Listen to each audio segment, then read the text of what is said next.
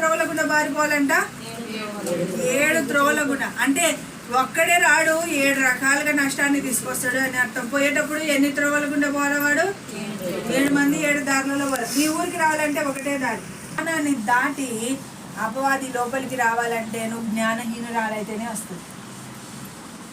నీకు జ్ఞానం ఉంటే అపవాది మన ఇంట్లో ఉండకూడదు. Praise the Lord. పొయ్యి మీద పెన్నం పెట్టినా పెన్నం పెట్టకున్నా దాంట్లో ఏమైనా పురుగులు పడితే బతుకుతాయా, చచ్చిపోతాయా? అయితే సప్పకుండా నిప్పుల మీద ఏమైనా పడితే చచ్చిపోతాయా, చచ్చిపోతాయి? బొగ్గుల మీద ఎందుకని?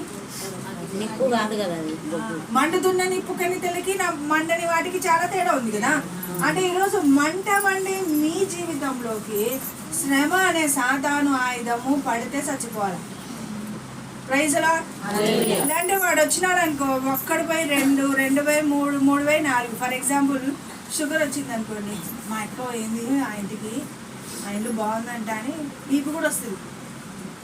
బీపీ వాళ్ళ చెల్లెలు అనమాట. ప్రైజ్ లా. షుగర్కి చెల్లెలు కూడా ఉంది కదా. వాళ్ళ అక్క వచ్చిందని మొహమాటం లేకుండా మా చెల్లెలు వచ్చింది నా ఇంట. ఇంకొక సిస్టర్ కూడా అక్కడే అనుకో, ఆమె మా చెల్లెలు పోతుందని ఆమె వచ్చింది నా ఇంట. సిగ్గు ఏమన్నా ఉందా మాకి? ఒకరిని నిలిచినారు కాబట్టి నాన్నని ముగ్గురు వచ్చినాం.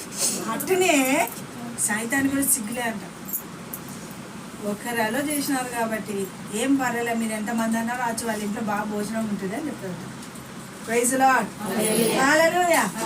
నాకు తోడు నేను ఒకదాన్ని రాలేను కాబట్టి మా చెల్లిని ఆ సిస్టర్ని పిలుచుకొచ్చుకోండి. వీళ్ళు ఓకే అన్నారు కాబట్టి వచ్చేసినాం.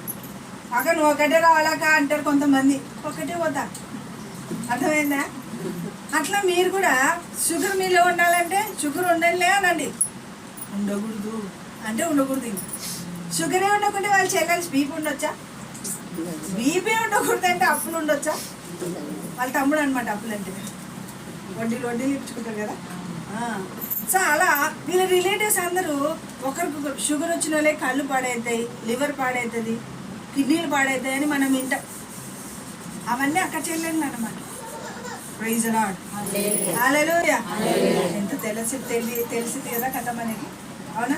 అయితే ఏమైనా చేయగలడు, కథ మొత్తం మార్చగలడు, నీ నామముకే మహిమంతా తెచ్చుకుందు యేసయ్యా.